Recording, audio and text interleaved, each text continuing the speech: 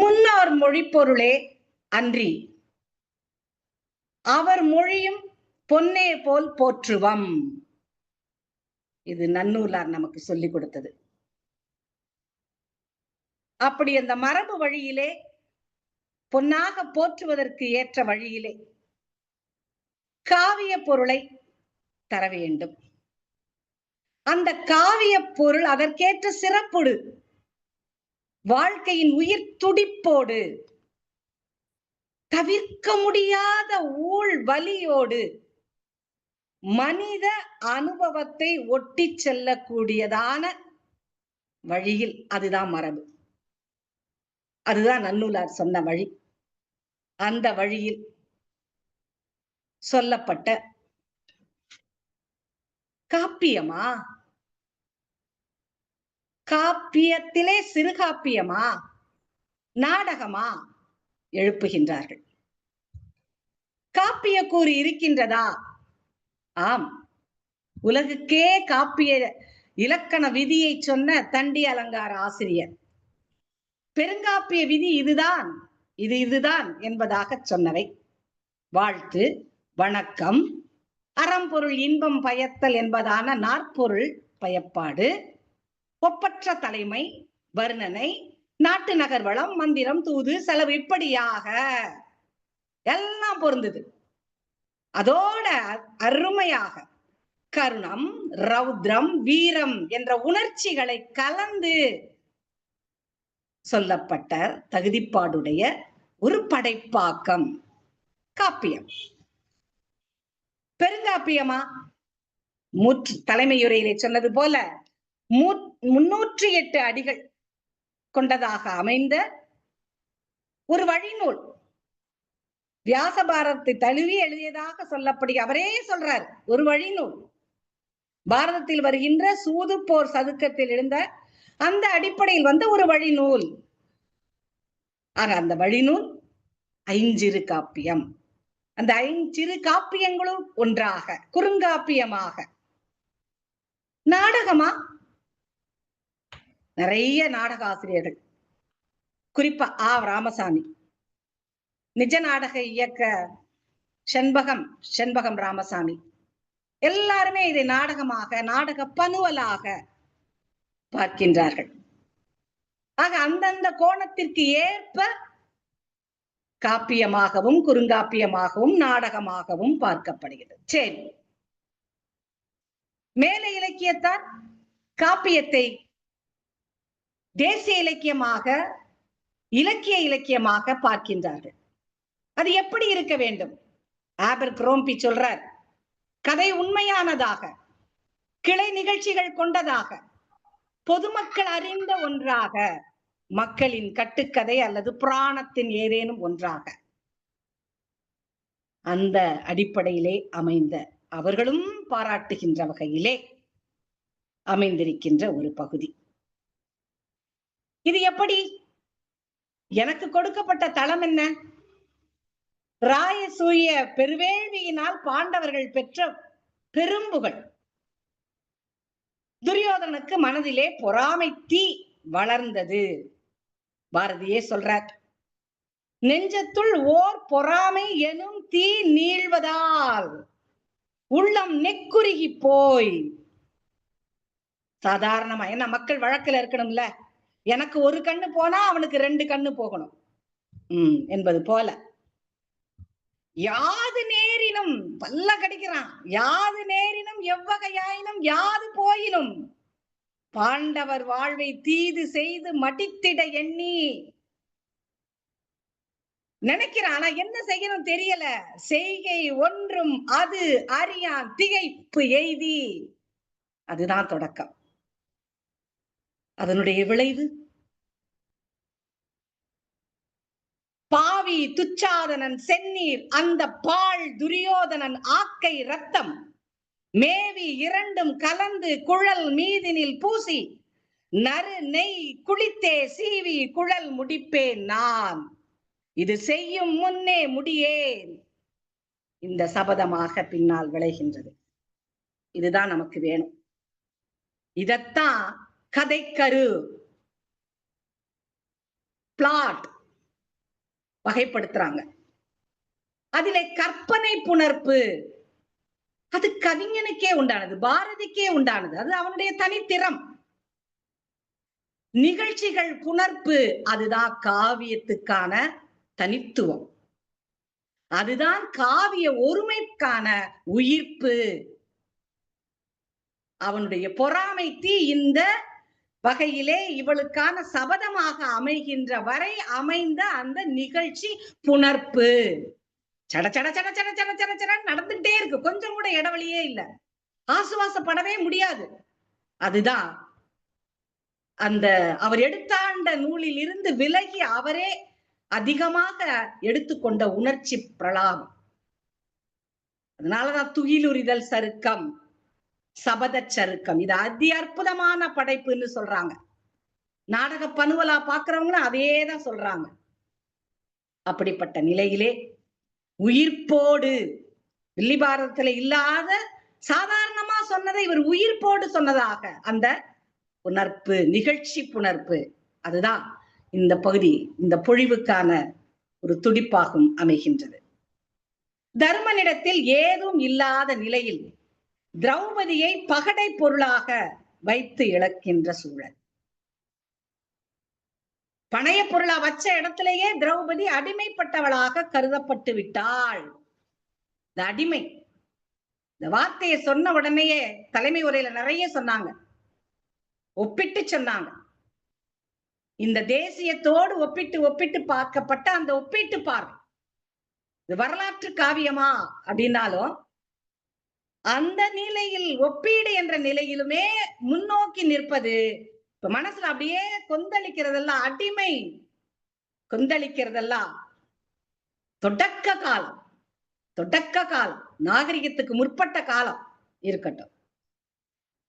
சபைக்கு வரவழைத்து அவன் துகிலுரிய கட்டளையிட, பாஞ்சாலி அவமானப்பட, உணர்ச்சிகரமான எழுத்து நடை.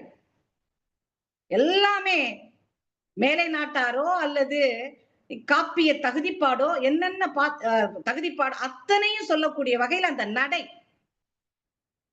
பெண்ணடிமைத்தன எதிர்ப்பு, அது குறியீடாக மானத்தை காக்கும் போராளி பெண்ணாக, போராளித்தனம். அதனாலதான் அந்த இடத்துல அந்த வரலாறு தொன்மையை நான் நினைக்கிறேன். போராளித்தனம். இப்படிப்பட்ட ஒரு படைப்பாக காவிய நாயகி அமைகின்றாள். அதனாலதான் பாரத மாதாவோடு இணைக்கின்ற அந்த பார்வை அவருக்கு வந்ததோ, அவருடைய விடுதலை வேட்கை அங்கு அவரை, பாஞ்சாலியை அப்படியெல்லாம் பார்க்க வைத்த பார்வை இங்கு அமைகின்றது. அந்த வகையிலே இந்த துகிலுறுதல் சருக்கம், சபத சருக்கம், இந்த இரண்டு பகுதியிலும் இருப்பது என்ன? கொடியவன் அவைக்களத்தில் அறக்கோமான் தருமன் ஊழ்வினையா? என்ன காரணம் நமக்கே தெரியல. பாஞ்சால நாட்டு தவப்பயனை, ஆவியில் இனியவளை, உலவிடும் செய்ய முதை, ஓவியம் நிகர்த்தவளை, தேடியும் கிடைக்காத திரவியத்தை, கடி கமல் மின்னுருவை, இப்படித்தான் வர்ணிக்கிறார். இப்படிப்பட்டவளை பணயம் வைக்க, இப்படிப்பட்டவளை பணைய வைக்க அரசனா இருந்தாலும் அவன் அனுமதி வாங்க வேண்டாமா? இதைத்தானே அவ பின்னால கேட்கிறா. அனுமதி வாங்காமல் பணையம் வைக்க எப்படி மனம் வந்தது? பாரதிக்கே இந்த வருத்தம் நிறைய இருக்கு. நல்லவனாக பண்பாளனாக வாழ்ந்த தமிழன் அங்கே அப்படியே படிப்படியா, அம்மா சொன்னது போல படிப்படியா 2 கோட்டையும் ஒரே இணையில கொண்டே வர்றாரு.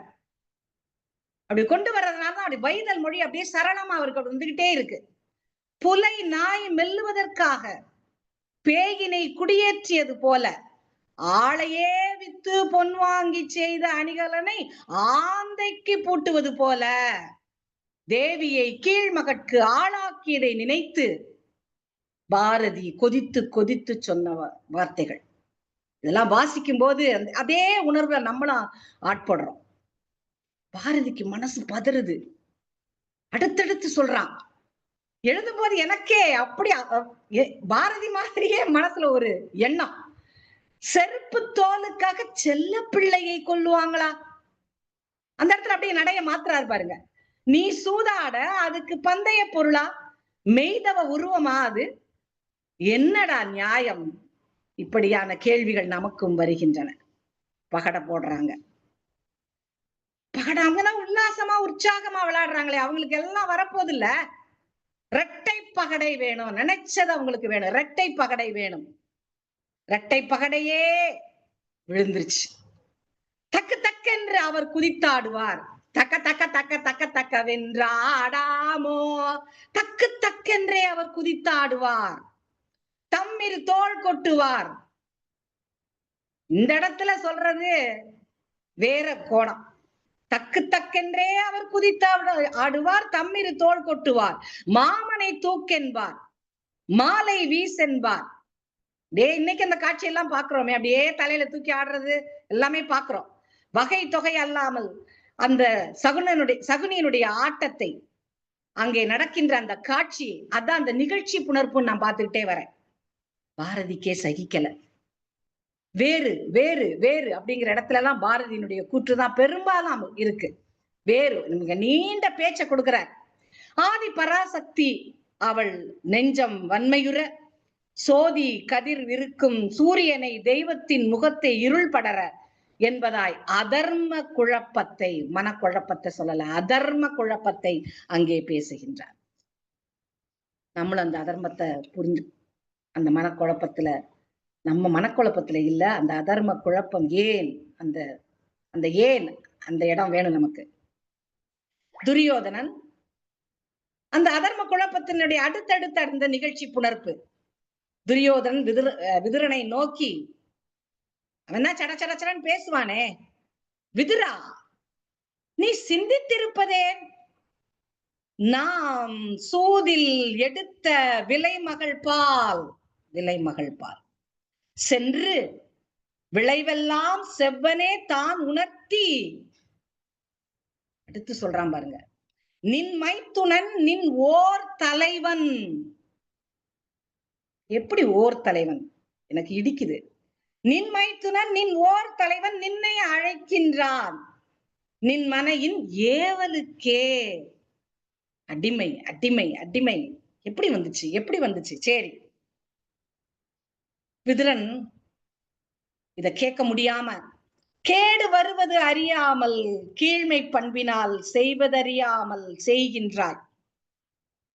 இசரார் எச்சரிக்கை மணி அடிக்கிறாரு. நல்ல வழியை காட்ட என்னவோ பேசுறார். அழகழகா சொல்றார். ஆண்டவரே, யாங்கள் அறியாமையால் செய்த நீண்ட பழிதனை நீர் பொறுப்பீர். இப்படிலாம் சொல்லி அவர் தம் வளநகருக்கே செல்ல விடுவாய். கால்ல விடாத குறையா கேட்டு பார்க்கிறார். அப்புறமும் சொல்றார் எச்சரிக்கையா, மாபாரத போர் வரும் நீர் அழிந்திடுவீர் சொல்றார். ஒரு வகையில வருவது உரைத்தல் உத்தியோ அப்படின்னு எனக்கு நினைக்க தோணுச்சு. மாபாரத போர் வரும் நீர் அழிந்திடுவீர். கேட்டானா? சொல் பேச்சு கேட்டானா? அந்த நிகழ்ச்சி புணர்ப்பு கேட்கலையே. கேட்டாதான் நல்லதே. நிகழ்ச்சி புணர்ப்பு தொடர்ந்து வருது, தொடரும் வினை. அடுத்து தேர்ப்பாக வளருது. அப்படியே அந்த வினை அடுத்தடுத்து அந்த நிகழ்ச்சி புணர்ப்பானது தேர்ப்பாகனாக, ஆணையாக அவன் பணிஞ்சான். ஆனா அந்த வார்த்தையை கேட்டு அவ பணிஞ்சாளா? இதெல்லாம் அடுத்தடுத்து நெருக்கமா சொல்லணும்ல. சரி, என்ன சொல்ற? சூதர் சபைதனிலே தொல் சீர் மரக்குலத்து மாதர் வருதல் மரபோடா. எங்கேயுமே இடைவெளி இல்ல. யார் பணியால் என்னை அழைக்கிறார்? நிதானமா தான் கேட்கிறார். அடுத்ததுதான் அடுக்கடுக்கான கேள்விகள். இந்த தலைமை உரையில கூட்டிட்டு கட்டியிருந்தாங்க. வாழ்த்துக்கள். இதெல்லாம் நம்ம சொல்ல வேண்டியது. என்னை முன்னே கூறி இழந்தாரா, தம்மையே முன்னம் இழந்து முடித்தென்னை தோற்றாரா, சென்று சபைக்கு சொல் அப்படின்னு சொல்றார். அவனும் போறான். அவனுக்கும் பொறுக்கல.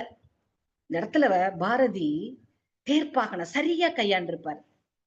நுணுக்கமா இந்த இடத்துல பாரதி தேர்ப்பாகன சரியா பயன்படுத்தினத கண்டுபிடிச்ச. அதுக்கு முதல்ல கேஜிஆருக்கு நன்றி சொல்லிக்கிறேன். கவிஞர் பேசுறார், பாரதி பேசுறார். மான் உயர்ந்த பாண்டவர் நொந்து போனார், ஒன்றும் சொல்லாதிருந்தார், சபையில் வந்திருந்த மன்னரெல்லாம் முற்றும் உரையிழந்து மூங்கையர் போல் வீற்றிருந்தார். அடுத்த கேள்வி, பாம்பு கொடியனின் நிலை மனசுல வருது. அதுதானே நிகழ்ச்சி புணர்ப்புக்கு ஆதாரம். வருது. அங்கதானே ஒட்டு மொத்தமா அந்த ஆணவம், அகங்காரம், அதிகாரம், பொறாமை, சூழ்ச்சி எல்லாமே கூடி கொந்தளிக்குது. இப்ப இவ தனியா இருக்கா. தனியா இருக்கிற இடத்துல அவளுக்கான நிலை என்ன?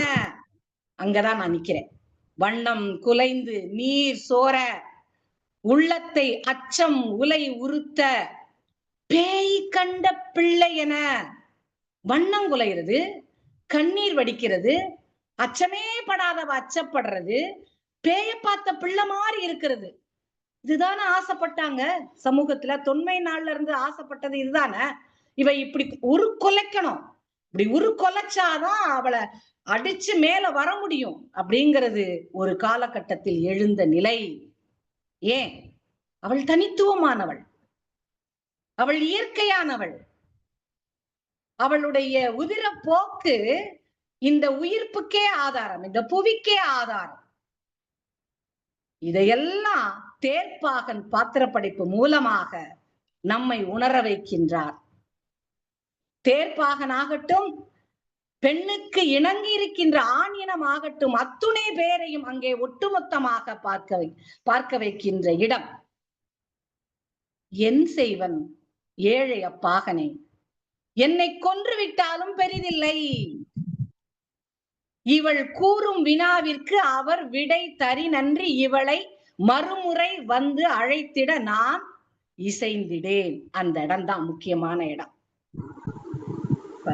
பலியாட ஆற பெண்ணுக்கு உடனா இருக்கணும், அல்லது எதிர்ப்பு குரலையாவது கொடுக்கணும் அப்படிங்கிற சூழலாக மக்கள் நிலை, அரசை தட்டி எப்படி வேணாலும் போட்டுக்கலாம். இதையெல்லாம் தேர்ப்பாக பார்க்கக்கூடியது. ஆனா அங்க கட்டளைக்கு மறுபடியும் அந்த துரியோதனுடைய முகத்தை பார்த்தானா பார்க்கலையா இப்படி சொல்லிட்டு எதுவுமே இல்லாம அவன் தொடர்ந்து சொல்லுகின்றான், வார்த்தையை சொல்றான். அதெல்லாமே பாரதியினுடைய கூற்றாவும் நானும் பார்க்கிறேன். மாதவிடாயில் இருக்கிறாள், அந்த மாதர் என்பதும் கூறினான், கெட்ட பாதகன் நெஞ்சே இழகிடான். அந்த மாதர் என்பதும், அந்த மாதவிடாயில் இருக்கிறாள், அந்த மாதர் என்பதும் கூறினான் அப்படின்னு பாரதியே பேசுற. அந்த என்ன? அந்த எல்லாம் பெண்ணுக்கான இயற்கையின் ஆற்றல், ஆண் துணை இன்றி கருவை சுமக்கும் பெண்ணின் ஆற்றல், புவியின் சுழற்சிக்கு அடிநாதமான ஆற்றல். அதெல்லாம் உள்வாங்கிய பாரதி அந்த தேர்ப்பாகனை. ஆக மூல நூலுக்கு இன்னும் விரிவாக சொல்லுகின்ற தளத்திலே தேர்ப்பாகனை பயன்படுத்திய இடம். இப்படி தேர்ப்பாகனை பயன்படுத்திய உணர்வு. சபையை பார்த்து பேசுகின்றான் பாரதியே, தொடர்ந்து பேசுகின்றான். அங்கு தேவியர் தமை 100 தரம் சென்றழைப்பினும் அவர் நுங்களை கேட்க திருப்புவார். பாரதி குற்றாவும் தேர்ப்பாகன் குற்றாவும் மாறி மாறி நான் பார்த்துக்கிட்டே வரேன். நுங்களை கேட்க திருப்புவார், அவர் ஆறுதல் கொள்ள ஒரு மொழி சொல்லில் அக்கணமே சென்று அழைக்கின்றேன். இந்த இடமும் அப்படியே பெண்ணுக்கு ஆதரவாக, மாற்றத்தின் எதிர்ப்பு குரலாக, ஆக மக்களுக்குள்ளே இருந்த அந்த எதிர்ப்பு தன்மையாக, பெண்ணுக்கு ஆதரவாக அமைகின்ற இடமாக இந்த சருக்கத்தினுடைய முடிவு அமைகின்றது. ஆக தேர்ப்பாகன் தனியாக கவனிக்கப்பட வேண்டியவன். மக்களாக அங்கே குறியீடாக பாரதியின் எடுத்தாண்ட ஒரு நுணுக்கமான ஒரு பாத்திர படைப்பாக அங்கே நான் பார்க்கின்றேன். தொடர்ந்து பாகன் அழைக்க வருகிலன், இந்த பயலும் வீமனை அஞ்சியே பலவாக திகைப்புற்று நின்றனன். இவன் அச்சத்தை பின்பு குறைக்கிறேன். துரியோதனன் சொல்றான், தம்பி போக கடவை இப்போது அங்கே, இங்கே பொற்றொடியோடும் வருக சொல்லிட்டான். நிகழ்ச்சி புணர்ப்பு டக்கு டக்கு டக்குன்னு துரியோதனன் அடுத்தடுத்து சொல்ல ஆரம்பிச்சிட்டான். சொல்லிட்டான். நாடக காட்சி மாதிரி வந்துகிட்டே இருக்கு, நடக்குது. அங்க காட்சி நாடகம் மாதிரி விரியுது. அவ கொஞ்சம் லேசா ஒதுங்குறா. உடனே இவ அரட்டுறான், துச்சாதனன் அரட்டுறான். திரௌபதிக்கும் துச்சாதனுக்குமான அந்த நாடக காட்சி போய்கிட்டே இருக்கு. அந்த இடத்துலயும் அச்சம் இல்லாமல் எதிர்நோக்குகின்ற அந்த பெண், சிக்கலை எதிர்நோக்குகின்றவளாக மௌனப்படம் மாதிரி பாஞ்சாலியினுடைய சித்தரிப்பு அங்க இருக்கு. பாண்டவர் அவர் தேவி, துருபதன் கண்ணினான் சொல்றா. முறப்படியான குடி மரப சொல்றா. பாண்டவர் தேவி, துருபதன் கண்ணினான், இதை யாவரும் இற்றை வரையிலும் தம்பி என் முன் மறந்தவர் இல்லை கான். எதிர்வாதம் பண்றான். யார்கிட்ட? அவனுக்குத்தான். அவன் தீமையினுடைய ஒட்டுமொத்தமான வடிவமே துச்சாதனன். கல்வி சுத்தமா கிடையாதே, அறிவில்லையே. கள்ளும் ஈரக்கரியும் தான் அவனுக்கு விருப்பம். புத்தி விவேகம் எதுவுமே கிடையாது. அவசக்தி தான் அவனுடைய மொத்த உருவம். அப்ப அந்த மொத்த உருவத்துக்கு இதெல்லாம் தெரியுமா? இந்த குடிமரபு தெரியுமா? பாஞ்சாலி பத்தி தெரியுமா? எதுவுமே தெரியல. பாண்டவர் தேவியும் இல்லை நீ சொல்றான். புகழ் பாஞ்சாலத்தான் மகளும் அல்லை நீ. அப்படியே விஷத்தை கக்குறான். புவி ஆண்டருள் வேந்தர் தலைவனாம் எங்கள் அண்ணனுக்கே அடிமைச்சி நீ. தர்மேந்திரன் ஆடி விலைப்பட்ட தாதி நீ. இவ்வளவு கொடுமையான வார்த்தையும் கேட்கிறான். நிதானம் போகல. அதுதான் பெண்ணுக்கான தகுதி. எந்த சூழலிலும் உணர்ச்சி வயப்படாமல் எதிர்கொள்ளுகின்ற அந்த நோக்கம் நிதானத்தில் தான் கிடைக்கும். அந்த நிதானம் உணர்ச்சிக்கு ஆளாகாம அறிவுத்திறத்தோட பேச. அச்சா கேள், மாதவிலக்கானதால் ஓராடை தன்னில் இருக்கிறேன். தார்வேந்தர் பொச்சபை முன் என்னை அழைத்தல் இயல்பில்லை சொல்றா. சோதரர் தம் தேவியை சூதில் வசமாக்கி ஆதரவு நீக்கி அருமை குலைத்திடுதல் மன்னர் குலத்துக்கு அழகில்லை அப்படின்னு எடுத்து சொல்ற. உடனே நிகழ்ச்சி புணர்ப்பு சட்டுன்னு எங்க கையினால் கூந்தலை பற்றி இழுத்தான். அந்த கூந்தலை பற்றி நெடிய வரலாறு இருக்கு. கூந்தலை பற்றி இழுத்தான். அந்த கொடூரத்தின் உச்சகட்டமாக, பெண்ணடிமைத்தனத்தின் உச்சகட்டமாக. ஏன் ஏன் ஏன் புரட்டுறேன் நிறைய கிடைச்சது. எனக்கு என்ன கிடைச்சது சொல்றாரு பாரதி. கதை சொல்லிக்கிட்டே வர்றாரு. இத சொல்லிட்டு சொல்றேன்.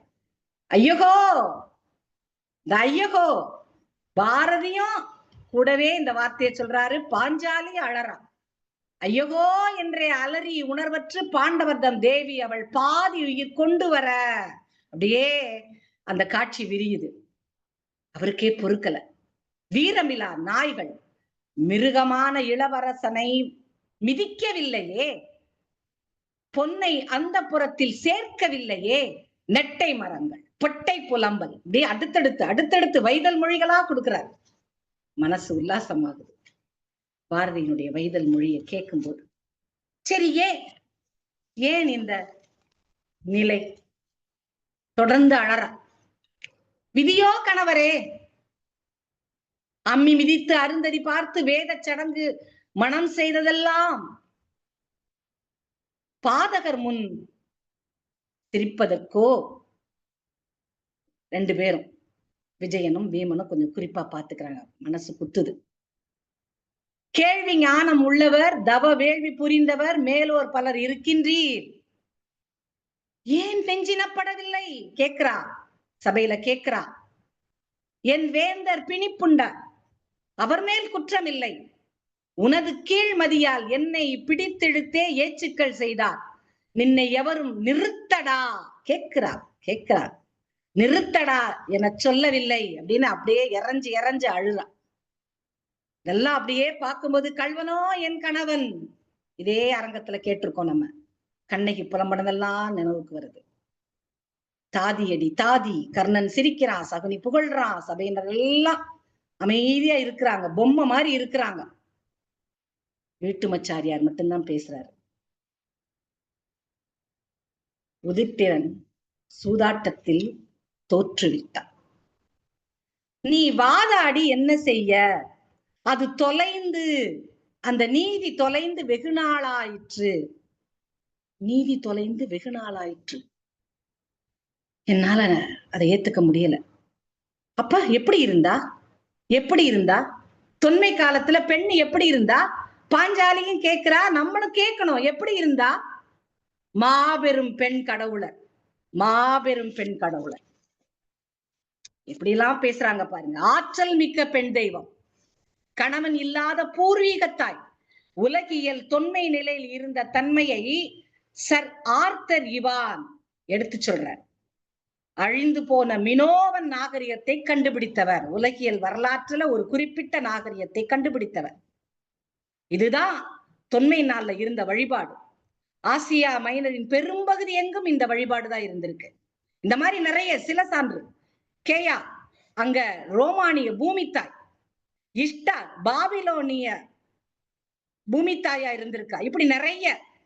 எகிப்து நாட்டுல புனித தலம் ஒன்றுல ஒரு பிரகடனம் கல்வெட்டு பொறிச்சு வச்சிருக்காங்க. பெண் தெய்வத்தை தான் எப்படி சொல்றாங்க? எதுவாக இருக்கிறதோ, எதுவாக இருக்குமோ, எதுவாக இருந்து வந்துள்ளதோ அதுவே நான். இதெல்லாம் பாரதிக்கு தெரிஞ்சதுதான். அதனாலதான் சிறந்த அன்னையும் போற்றப்பட்டாள், கெட்ட அன்னையும் அங்கு பார்க்கப்பட்டாள். சிறந்த தாய் தீய அன்னை. அந்த தீய அன்னையாக பெண் தெய்வத்தின் வாழ்வுக்கும் சாவுக்குமாக, வாழ்வும் மனித குல வாழ்வும் சாவுமாக அவள் அமைகின்றாள். எல்லாம் அவளது கற்பப்பை வள சடங்கு காரணமாக போற்றப்பட்ட தகுதி.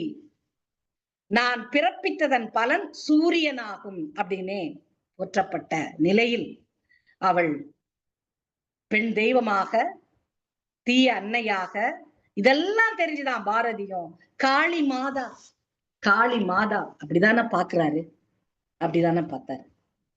ஆக அந்த வகையில் வீட்டுமன் என்ன சொல்றான், எடுத்து சொல்ல பாக்குறான். இதெல்லாம் நம்ம மனதிலையும் ஓடணும், பாஞ்சாலி மனதிலும் ஓடினதா நினைக்கணும். ஆணோடு பெண் முற்றும் நிகரெனவே அந்நாளில். பெண் தெய்வம் சொல்ற போது ஆண் எங்க? பெண்ணோடு ஆண் தானே சொல்லி இருக்கணும். ஆண் அது எப்படி முன்னால வந்தது? ஆணோடு பெண் முற்றும் நிகரெனவே அந்நாளில் பேணி வந்தார். அங்கே நான் தேடினேன், அது எப்படி நடந்தது?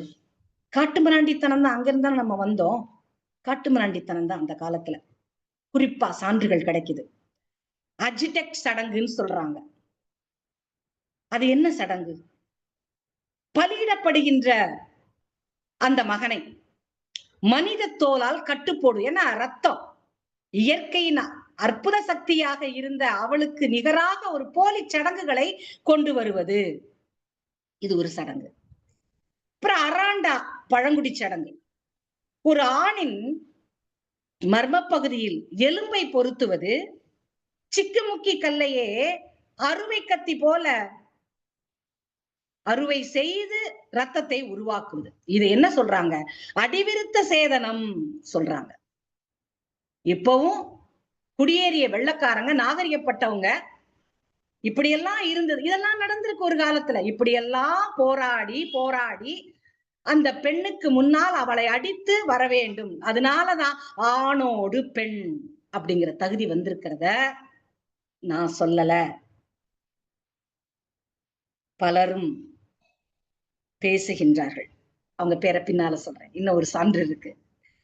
ஆணோடு பெண் முற்றும் நிகரெனவே அந்நாளில் பேணி வந்தார். இப்பொழுது ஆடவருக்கு, இது பெரிய வரலாறுல அடுத்த கட்டம்.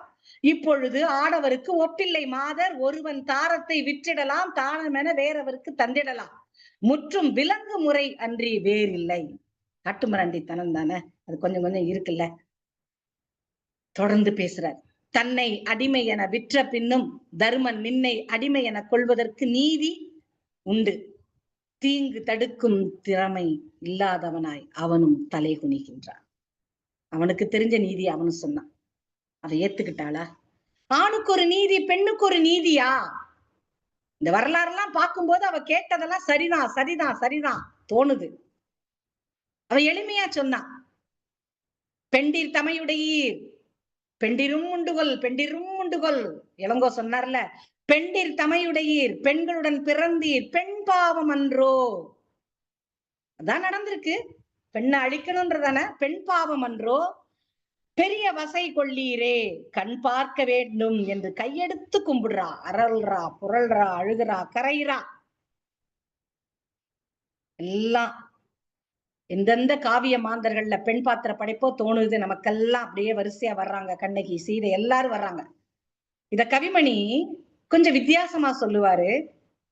அவருடைய மருமக்கள் வழி மான்மியத்துல அவளுக்கு, அந்த பெண்ணுக்கு 16 வயசு. அவ ஒரு பிரபுவுக்கு 5ஆம் மனைவியாக அவ வாக்கப்படுறா. அப்ப அந்த 5ஆம் மனைவியா இருந்து அந்த குடும்பத்துல என்ன துயரம் எல்லாம் அடைஞ்சாலோ அதை சொல்ற மாதிரி கதையை கொண்டு போறார். அப்போ படலம் படலமா அந்த காவியத்தை, அந்த காவியம் நம்ம படிக்க வேண்டிய ஒரு காவியம். அந்த காவியத்துல குலமுறை கிளத்து படலம்னு அறிமுகப்படலாம். அப்ப சொல்றா, தன்னை அறிமுகப்படுத்தும் போது, காசினி மீதன் கதை போல் இல்லை, சீதையின் கதையும் சிறுகதையாகும், பாஞ்சாலியின் கதை பழங்கதையாகும், தமியேன் கதைக்கு சந்திரமதி கதை உமியா, தவிடா, ஊது பொடியா. அப்படியே அத அந்த கொந்தளிப்ப வேற விதமா சொல்லக்கூடிய தகுதியும் இங்கு நாம் இப்படியெல்லாம் பெண்கள் வதைக்கப்பட்டிருக்கிறாங்க.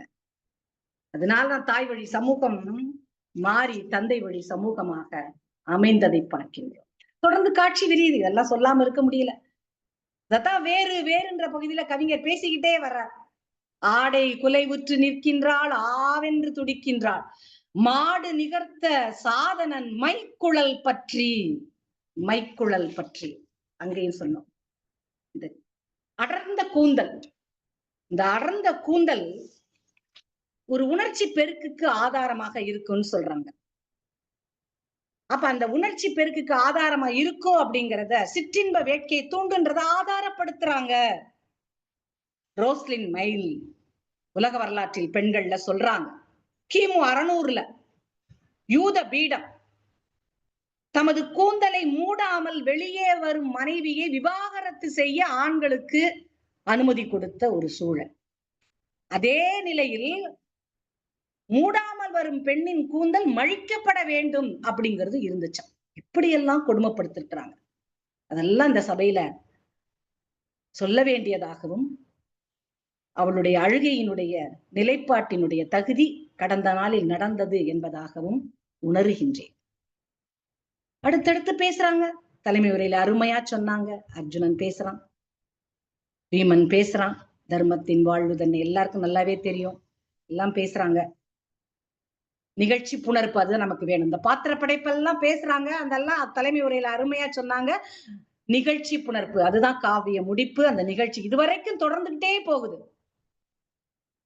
அந்த தொடர்ந்துகிட்டே போற அந்த நிகழ்ச்சி புணர்ப்ப கவிமணி எங்கேயோ வாசித்திருக்கிறாரு. அன்னை பாஞ்சாலி சபதம் அறைதல் கேட்டேனடா. அந்த சபதம், அது என்ன சபதம் கேட்ட? ஹரிஹரி ஹரிஹரின்றா, கண்ணபிரான அழைக்கிறா. தம்பி கலற்றிட கலற்றிட அணி துணி புதிதாய் வண்ண பொற்கோலமாய் அவை வளர்ந்தன. தலைமுறையில சொன்னாங்க, வளர்ந்தன வளர்ந்தனவை வளர்ந்தனவை சொன்னாங்க. இதெல்லாம் பாக்குறார். அன்னை பாஞ்சாலி சபதம் அறைதல் கேட்டேனடா, முன்னை கதையெல்லாம் கண்ணின் முன், முன்னை கதையெல்லாம் அப்படி கடந்த காலத்துல நடந்தது, கண்ணின் முன் நடந்ததடா. அப்ப அது என்ன முன்னை கதையெல்லாம்? கவிமணி சும்மா சொல்ல மாட்டாரே, அதெல்லாம் தேடும் போது இதத்தான் பால்லஸின் எழுச்சின்னு சொல்றாங்க. பால்லஸின் எழுச்சி, தாய் வழி சமூகம் தந்தை வழி சமூகமாக மாறியதைத்தான் அந்த உலக வரலாற்றில் பெண்கள் தகுதியில பால்லஸின் எழுச்சியாக சொல்றாங்க. அவ இயற்கையின் ஆற்றல் உற்றவள், தளர்ச்சி இல்லாத பிறப்பளிக்கக்கூடிய சக்தி அவனுக்கு வேணும்னு நினைக்கிறான். ஒரு மாயம் மூலமா தான் கொண்டு வர முடியும்னு நினைக்கிறான். அந்த மாயத்தை உலோகம் மூலமாவோ கல்லு மூலமாவோ கொண்டு வந்துடலாமான்னு நினைக்கிறான். அப்போ அதை நம்புவதற்கு ஒன்றை அவன் பயன்படுத்துகிறான். அந்த சிந்தனையின் வடிவம்தான் அந்த உயிர் சக்தி உருமாற்றம் பெற்றதை சொன்னான். அது எங்க கொடுக்கிறாரு? சக்தி அவளுடையதல்ல, அவனுடையதுதான். கற்பப்பை அது உயரியதல்ல, தான் என்ற வீச்சு அவனுக்குள்ளே வளர்ந்ததாக தொன்மை நாளிலே அவன் மாயத்தை உருவாக்குகின்றான். அந்த மாயம்தான் லிங்க சக்தி அதிகார சக்தியாக மாறியது என்கின்றார்கள் ஆய்வாளர்கள். லிங்கத்திற்கு அதை இன்னும் அழகா சொல்றாங்க. அதுதான் தாய் வழி சமூகம் தந்தை வழி சமூகமாக மாறிய தகுதிப்பாடு. லிங்கத்திற்கு, லிங்கத்திலிருந்து, லிங்கத்தினால், லிங்கத்தில், லிங்கத்தின் என்றாயிற்று என்பதாக ரோசலின் மைல்ஸ் என்பவர் ஆதாரப்படுத்தி பேசுகின்றார். இதெல்லாம் கடந்த தொன்மை நாளில் உள்ள பெண்ணுக்கான தனித்துவம், அவள் சிதைக்கப்பட்டது, அதனுடைய விளைவு, இதையெல்லாம் எண்ணிய பாரதிதான் இங்கே அவளுடைய அரற்றலை, அவளுடைய அலறலை, அவளுக்கு ஆதரவாக இருந்த மற்ற பாத்திர படைப்புகளை எல்லாம் இங்கே கொண்டு வந்து சேர்க்கின்றார். இப்படியெல்லாம் பேசுறவங்க நாவண்ணா சுப்புரெட்டியார் நிறைய பேசியிருக்கிறாரு, நிறைய சொல்லியிருக்கிறாரு. பாஞ்சாலி சபதம் ஒரு நோக்கு அப்படின்னே திறனாய்வு பண்ணி கொடுக்கிறாரு. திறனாய்வு செய்யும் போது அத நடுநாயகமா சொல்லணும் இல்லையா? இப்ப சரணாகதி அடைஞ்ச நிலையில சரணாகதி தத்துவத்தோட முடிச்சிருக்கலாம். அதுக்கு மேல ஒரு சில வரிகள், 50 வரிகளுக்கு மேல ஏன்னு கேள்வி கேட்கிறார். அந்த துதி பாடுறது அவசியமானு கேள்வி கேட்கிறார். எல்லாம் அவனுக்கே என்று ஆன பின்னால் அந்த இடத்துல தன் முயற்சி சித்தரிப்பு தேவைதானா? இது உளவியல் பாங்குக்கு மாறானதாக இல்லையா? அது மனித அனுபவத்திற்கும் தத்துவத்திற்கும் முரணானது இல்லையா என்பதாக அவரும் கேள்வி கேட்கின்றார். திறனாய்வாளர் அல்லவா? பலரும் சொல்லுவார்கள் இது கவிஞனின் உரிமை. ஆனாலும் நாவண்ணா சுப்புரெட்டியார் உரிமை என்று சொல்லுவதை விட அது கவிஞனின் குறை என்றும் சொல்லலாம் என்பதாக சொல்லுவார். ஆக வழிநூலாக இருந்தாலும் அந்த வழிநூலிலே இத்தனை தொன்மை உண்மைகளை எல்லாம் சொல்லி அதை பாஞ்சாலி என்ற பாத்திர படைப்பு மூலமாக முன்வைத்து அந்த வழியிலே இந்த கருத்துக்களை எல்லாம் உங்கள் முன் சொல்வதற்கு அருமையான வாய்ப்பு கொடுத்து என்னை இந்த களத்திலே பேச வைத்து கேட்கின்ற அத்துணை பெருமக்களுக்கும் நன்றி சொல்லி ஒவ்வொருவரையும் வணங்கி மகிழ்கின்றேன். நன்றி, வணக்கம். நன்றி அம்மா. ஒரு அசாதாரணமான அமைதி இந்த கூட்டத்திலே நிலவுகிறது. பாஞ்சாலிக்கு ஏற்பட்ட அந்த கொடுமையை கேட்கிற போது அம்மா அதை வர்ணித்த விதம் எல்லாம் மிக மிக அருமையான ஒரு நிகழ்வு.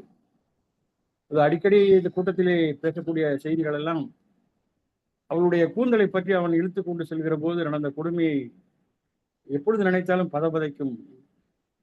பெருமூடன் பக்கத்தில் வந்தே பாஞ்சாலி கூந்தலினை கையினால் பற்றி கரகரண தானி இழுத்தான். ஐயகோ என்றே அலறி உணர்வற்று பாண்டவதன் தேவி அவள் பாதி உயிர் கொண்டு வர நீண்ட கருங்குழலை நீசன் கரம் பற்றி முன்னெழுத்து சென்றான். வடிநெடுக மொய்த்தவராய் என்னை கொடுமை இதுவென்று பார்த்திருந்தார். இப்பவும் அதுதான் நடக்குது. யாரு எதிர்த்து என்ன செய்ய முடிகிறது இந்த சமுதாயத்தில்? என்ன கொடுமை இது என்று பார்த்திருந்தார். ஊரவர்தம் கீழ்மை உரைக்கும் தரமாமோ வீரமிழா நாய்கள் விளங்காம் இளவரசன் தன்னை மிதித்து தராதளத்தில் போக்கியே உன்னை அவள் அந்த புறத்தினிலே சேர்க்காமல் நெட்டை மரங்கள் என்ன நின்று புலம்பினார். பெட்டை புலம்பல். அருமையான வரிகள், பாரதியாருடைய வரிகள் இந்த பாஞ்சாலி சபதத்தினுடைய இந்த பகுதியிலே நாம் பார்க்க முடிகிறது. மிக அருமையான உரை அம்மா. மிக்க நன்றி. கல்வி இலக்கிய மேடையின் சார்பாக உங்களுக்கு நாங்கள் தெரிவித்துக் கொள்கிறோம். அடுத்ததாக அம்மா புவனேஸ்வரி, முனைவர் புவனேஸ்வரி அம்மா அவர்கள் இப்பொழுது தலைவருக்கான பின்னுரையை வழங்குவார்கள் என்று அவர்களை வரவேற்கிறேன். அனைவருக்கும் கனிவான வணக்கமலர்கள். ஒரு அற்புதமான ஒரு நாடகத்தை பார்த்ததை போன்ற ஒரு உணர்வு ஏற்பட்டது. பாஞ்சாலி சபதம் என்ற ஒரு திரை காவியம் நம் கண்முன்னாலே வந்தது. அந்த மாதிரி அம்மையார் அவர்கள், அவருடைய பெயரே சரஸ்வதி ஐயப்பன். பாருங்கள், சரஸ்வதி அம்மையார் அவர் தொடங்குகின்ற பொழுதே வெள்ளை கமலத்திலே என்று சொல்லி அந்த வீணையை வைத்திருக்கக்கூடிய கலைமகளை நம் கண் முன்னாலே கொண்டு வந்து காட்டினார். அடுத்தது முன்னோர் மொழி பொருளே பொன்னே போல் போற்ற வேண்டும். அதாவது இவருடைய உரையை நான் இன்றைக்கு தான் கேட்டிருக்கிறேன். இவர் எவ்வளவு ஆழங்கால் பட்டவர், வரலாறு, அறிவியல் எல்லா அனைத்தையும் கரை தேர்ந்த அனைத்திலுமே கற்று தேர்ந்தவர் என்பது நன்றாக தெரிந்தது. இலக்கண இலக்கியங்கள் ஏன்னா தாய்வழி சமூகம் பண்டை காலத்துல இருக்கக்கூடிய கல்வெட்டு, தொல்பொருள் ஆய்வு அத்தனையும் அறிந்திருக்கிறார்கள் அம்மையார் அவர்கள்.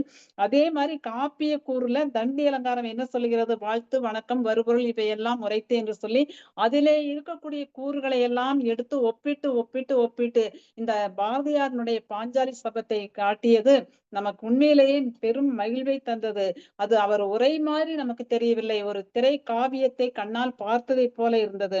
அந்த வழிநூல் என்றாலும் 5 காப்பியத்துக்குள்ளே அடக்கம் என்பதையும் சொல்லி தொடக்க காலத்திலே அந்த பெண் தெய்வங்கள் எப்படி இருந்தன, தாய் தெய்வ வழிபாடு எப்படி இருந்தது என்பதை சுட்டிக்காட்டி சபைக்கு அழைத்து வருகின்ற பொழுது அந்த பெண்ணடிமைத்தனத்தை அவர்கள் சொன்னாலும் கூட அந்த நேரத்தில் பாரதி உச்சி மீது வானிடிந்து வீழுகின்ற போதிலும் அச்சமில்லை என்று அந்த பாஞ்சாலி பேசிய பேச்சை நமக்கு ரொம்ப அழகாக எடுத்து காட்டினார்கள். பாரதி கொதித்து பேசியதும் தேர்ப்பாகன் சொன்னதையும் நாடகம் போல காட்டினார்கள். ஒரு காப்பியம் எப்படி இருக்க வேண்டும் என்பதற்கு அந்த இலக்கணத்தோடு ரொம்ப அற்புதமாக எடுத்து சொன்னார்கள். புவியின் சுழற்சிக்கு உள்வாங்கிய பாரதி. அப்ப பாரதியானுடைய அந்த அறிவியல் தன்மை, பாரதி அனைத்து கலைகளிலும் கற்று தேர்ந்தவர் என்பதை இவருடைய இந்த பேச்சு, திறனாய்வு பேச்சு நமக்கு அந்த பெண்ணுக்கே உரிய அந்த இயல்பிலே இருக்கின்ற பொழுது அதற்கும் ஒரு அறிவியலை காரணம் காட்டி மிக அற்புதமாக பேசினார்கள். சிக்கலை எவ்வாறு எதிர்கொள்வது, எந்த நேரத்தில் இருந்தாலும் பெண்கள் எப்படி சிக்கலை எதிர்கொள்ள வேண்டும் என்பதையும் மிக அழகாக எடுத்துக்காட்டினார்கள். அந்த பெண் தெய்வத்தினுடைய வரலாறை சொல்கின்ற பொழுது அவையெல்லாம் தொல்பொருள் ஆய்வுத்துறையில படித்து எனக்கு நன்றாக நினைவு வந்தது. வரலாறு, கல்வெட்டு, அது மட்டுமல்ல ராமாயணத்துல அங்கே சீதை எப்படி இருந்தால், சிலப்பதிகாரத்துல இங்கே கண்ணகி எப்படி இருந்தால் என்று அந்த முப்பெரும் காவியங்களையும் அந்த காப்பியத்தையும் இதோடு ஒப்பிட்டு பேசியது மிகவும் எல்லோருக்கும் அந்த இலக்கண இலக்கியங்களை கற்றவர்களுக்கு அந்த பாடத்தை திருப்பியதை போல இருந்தது. அதே மாதிரி கவிமணியனுடைய மருமக்கள் வழி மான்மியம், அது அந்த பாடப்பகுதியை சொல்லுகின்ற பொழுது அந்த அந்த பெண்ணினுடைய உணர்வுகளை அங்கங்கே பேசாமல் இருக்கும்போது எப்படி உணர்வு வெளிப்பட்டது என்பதையும் ரொம்ப அழகாக எடுத்து காட்டினார்கள். அந்த லிங்கத்தினுடைய மகிமையும் எடுத்து சொன்னார்கள். பெண்ணுக்கான தத்துவம் என்ன என்பதையும் ரொம்ப அற்புதமாக சொல்லி நான் சுப்புரெட்டியார் அவருடைய பாஞ்சாலி சபதம் அந்த கடைசியிலே அந்த துதி பாடுவது தேவைதானா என்பது. ஏனென்றால் ஆய்வு என்பது தொடரோட்டம் போல, ஒருவர் முடித்து விட்டார் என்று சொன்னால் அது மீண்டும் தொடர்ந்து பேசுவது. ஆகவே ஒவ்வொரு ஆய்வாளரும் அவரவருடைய கண்களிலே என்ன தென்பட்டதோ, மனதிலே என்ன தென்பட்டதோ அதைத்தான் நமக்கு அப்படியே வரலாற்றிலே பதித்து வைத்திருக்கிறார்கள். அப்படி பார்க்கின்றபோது நம்ம யாராவது சின்ன குழந்தைங்க தவறு செய்யும் போது எதிர்த்து பேசும்போது கூட நம்ம என்ன சொல்றோம், இதெல்லாம் கலிகாலங்க, கலிகாலத்துல இப்படித்தான் இருக்குன்னு எல்லாரும் சொல்வதை கேட்கிறோம். இப்ப பாஞ்சாலியை துரியோதனன் மன்றுக்கு அழைத்து வர சொன்ன போது அந்த சூழல் பார்க்கின்ற பொழுது இது ஒரு ஒழுக்கமாக வாழக்கூடிய, ஒழுக்கம் விழுப்பம் தரனால் ஒழுக்கம் உயிரினும் ஓம்பப்படும் என்று நாம் வாழ்ந்து கொண்டிருக்கக்கூடிய இந்த காலச்சூழலிலே இது எப்படி இருக்கிறது என்று பார்க்கின்ற பொழுது அந்த தர்மம் மாறுகின்ற பொழுது நாட்டு நிலையே மாறிவிடும் என்பதை ரொம்ப அற்புதமாக எடுத்து காட்டுகிறார். அந்த அதர்ம குழப்பத்தை தர்மம் அழிவெய்தி சத்தியமும் பொய்யாக பெருமை தவங்கள் பெயர்கட்டு மண்ணாக வானத்து தேவர் வயிற்றிலே தீப்பாய என்று வரிசையாக அந்த மோசமான ஒரு சூழலை பாரதியார் ரொம்ப அழகாக எடுத்துக்காட்டி இதுதான் ஒரு நீதி நின்று தவறுகின்ற பொழுது நாடு எப்படி இருக்கும் என்பதை மக்கள் உணர்ந்து கொள்ள வேண்டும் என்பதற்காக ரொம்ப அற்புதமாக படைத்து காட்டியிருக்கிறார். கண்டிப்பாக அந்த ஒவ்வொரு பகுதியும் எல்லோருமே படித்து தெரிந்து கொள்ளக்கூடிய ஒன்றாக இருக்கின்றது. ஆக முன்பே நான் சொன்னதை போல இது நாட்டு விடுதலைக்காக எழுதப்பட்டது என்றாலும் பெண் விடுதலையும் அங்கே இருக்கின்றது என்பதை நம்ம பார்க்கின்றோம். அந்த பெண்மையின் பேராற்றல் எப்படி வெளிப்படுகிறது என்று சொன்னால் அதாவது கற்பு கனலி என்று சொல்கின்றோம். பெண்களினுடைய கற்பு நெருப்பையே எரித்துவிடும் என்பதுதான் நம்முடைய காப்பியங்களிலும் வாழக்கூடிய பெண்களினுடைய சூழலிலும் நாம் பார்க்கின்றோம். எங்கே தவறு நடக்கின்றதோ அந்த தவறுக்கு உரிய தண்டனை கிடைத்துவிடும் என்பதை நாம் நன்றாக பார்க்கின்ற பொழுது அந்த இறை ஆற்றல் என்பது மிக மிக உன்னதமான ஒன்று என்பதைத்தான் இந்த இடத்துல நாம் தெரிந்து கொள்ள வேண்டியதாக இருக்கிறது. இந்த பாஞ்சாலி சபதத்தை வைத்து பார்க்கின்ற பொழுது முதலில் ஒரு நாட்டு விடுதலைக்கு அடித்தளம் இட்டார் என்பதை பார்க்கின்றோம். அதே நேரத்தில் இறையாண்மை மிக்க நாடு நம்முடைய நாடு, நாடும் மொழியும் நமதிரு கண்கள் என்று சொல்கின்றோம். இந்திய எல்லை இது இறைவனின் எல்லை, இறைவனின் பூமி எங்கும் இந்திய எல்லை என்பதுதான். அதான் ஒவ்வொரு அசைவிலும் பஞ்சபூதங்களை நெஞ்சில் ஏந்தி நாம வாழ்ந்து கொண்டிருக்கின்றோம். நமக்கு வெளியிலேயும் பஞ்சபூதங்கள் இருக்கின்றன, உள்ளேயும் இருக்கின்றன. அவற்றையெல்லாம் நாம் எப்படி பாதுகாக்க வேண்டும் என்பதைத்தான் இந்த பாஞ்சாலி சபதம் மிக அற்புதமான முறையிலே எடுத்து காட்டுகின்றது. புதிய நெறி பாஞ்சாலி சபதம் போலே தேனினிப்பில் தருபவர் யார் என்று புரட்சி கவி பாடினார். ஏன் பாடினார் என்று சொன்னால், கடைசியில் அவங்க அந்த பாஞ்சாலி சபதத்திலே அவர்கள் சபதம் ஏற்கின்ற பொழுது கொதித்தெழுந்து அவர் பேசுகின்றார். ஒரே மணித்துளி. சினமான தீ அறிவை புகைத்ததாலே திரிலோக நாயகனை சினந்து சொன்னாய், தர்மத்தின் வாழ்வுதனை சூதுகவும் தர்மம் மறுபடியும் வெல்லும் என்ற ஒரு உண்மையை நிலைநாட்டத்தான் இந்த பாஞ்சாலி சபதத்தை பாரதியார் எழுதியிருக்கிறார் என்று நான் பாரதியார் கவிதையை படித்து சொன்னதை போலவே நம்முடைய தலைவர் அம்மாவர் அதாவது உரையாற்றிய சிறப்புரையாற்றிய அம்மாவுடைய சொற்பொழிவு என்பது உண்மையிலேயே அது ஒரு ஆராய்ச்சி வடிவிலே இருந்தது. ஒவ்வொரு சொல்லுக்கும் பொருளை கண்டுபிடித்து அந்த தாய் தெய்வ வழிபாடு அந்த தொன்று நிகழ்ந்தது அனைத்தும் உணர்ந்தும் சூழ்களை வானவர்களும் இவள் என்று பிறந்தவள் என்று உணராத இயல்பினலாம் என்று எங்கள் தாய் என்று பாரதி பாடிய அந்த காலத்திலிருந்து இன்றைக்கு வரைக்கும் அவர் ரொம்ப அழகாக எடுத்து சொன்னார்கள். அது எப்படி அந்த துணி வளர்ந்தது என்று சொல்லுகின்ற பொழுது பாத்தீங்கன்னா, ஹரி ஹரி ஹரி என்றால் அந்த இறைவனிடம் நாம் அடைக்கலம் புகுந்தோம் என்று சொன்னால் அதனால்தான் அவனன்றி ஓரணுவும் அசையாது என்பதை நாம் பார்க்கின்றோம். இப்போ நம்ம பெரிய புராணத்துல எல்லாம் படிக்கின்றோம். சுண்ணாம்பு காலவாயில கொண்டு போய் போட்டார்கள் நாவுக்கரச பெருமானை அந்த சமணர்கள். அந்த உள்ள 7 நாட்கள் இருந்தார்கள். அவர் வெளியே வரும்போது எப்படி வந்தார்? மாசில் வீணையும் மாலை மதியமும் வீசு தென்றலும் வீங்கிளவேனிலும் மூசு வண்டரை பொய்கையும் போன்றதே, மூசு வண்டரை பொய்கையும் போன்றதே, ஈசன் எந்தை இணையடி நிழலே. அப்ப எந்த ஆபத்து வந்தாலும் நாம் இறைவனை வணங்குகின்ற பொழுது அந்த இறைவன் நம்மை காப்பாற்றுவார் என்பதுதான் நம்முடைய பூமி தெய்வீக பூமி என்பதற்கு அதுதான் காரணம். அதான் அழகு தேசம், அறிவின் தேசம், ஆன்மீக தேசம் என்றெல்லாம் நம்ம பார்க்கிறோம் நம்முடைய நாட்டை.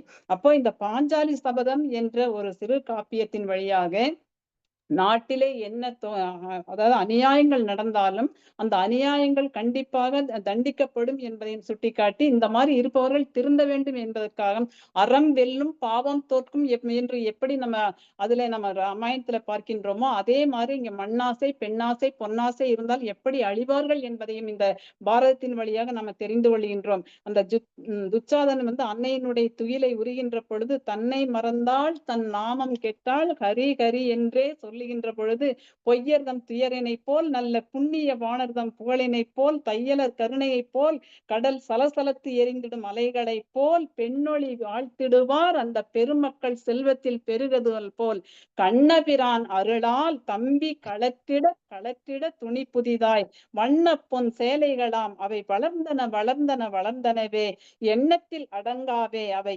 எத்தனை நிறத்தனவோ என்று பாரதியார் படைக்கின்ற பொழுது அந்த தெய்வத்தை எல்லோருமே கையெடுத்து வணங்காமல் இருக்க முடியாது. ஏனென்றால் ஒவ்வொருவரும் சோதனைகள் வருகின்ற பொழுது அந்த சோதனையிலே வெற்றி பெற வேண்டும் என்று நினைக்கின்ற பொழுது அந்த இறைவனை வணங்காதவர்கள் யாருமே இல்லை.